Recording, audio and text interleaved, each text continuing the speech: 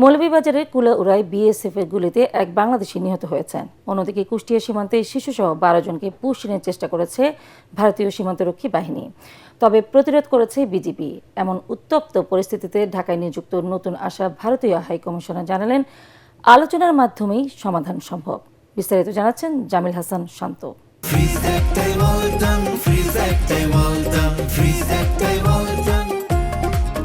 সীমান্তে আবার রক্ত ঝরল।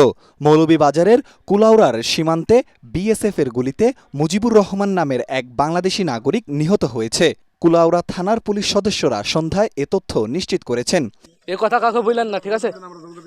এদিকে একই দিনে উত্তপ্ত হয়ে ওঠে কুষ্টিয়ার দৌলতপুর সীমান্ত। ভোররাতে উপজেলার চকবিলগাতুয়া প্রাকপুর সীমান্ত দিয়ে নারী ও শিশুসহ ১২ জন বাংলাদেশিকে পুষিনের চেষ্টা চালায় বিএসএফ। স্থানীয়দের দাবি, শূন্যরেখায় আটকে পড়া ওই ব্যক্তিরা নিজেদের সাতক্ষীরা, খুলনা ও চাঁপাইনবাবগঞ্জের বাসিন্দা বলে পরিচয় দিয়েছে। তবে বিজিবি ও স্থানীয় জনসাধারণের তীব্র প্রতিবাদের মুখে বিএসএফ তাদের ভেতরে ঢোকাতে বাধ্য হয়। বর্তমানে ওই ১২ জন সীমান্তের শূন্যরেখা সংলগ্ন ভারতীয় অংশে আটকা পড়ে আছেন। বিজিবি জানিয়েছেন, উদ্ভূত পরিস্থিতির শান্তিপূর্ণ সমাধানে বিএসএফ এর সাথে পতাকা বৈঠকের প্রক্রিয়া চলছে।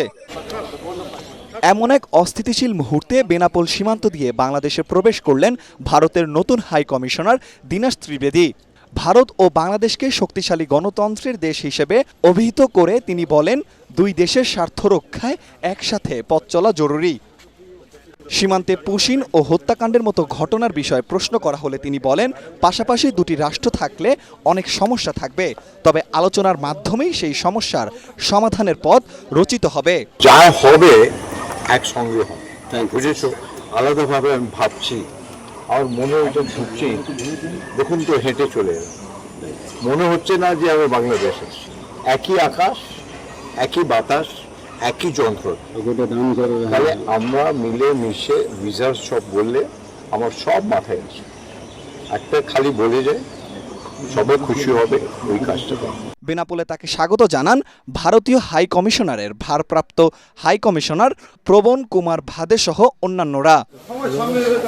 জামিল হাসান শান্ত, এটিএন বাংলা।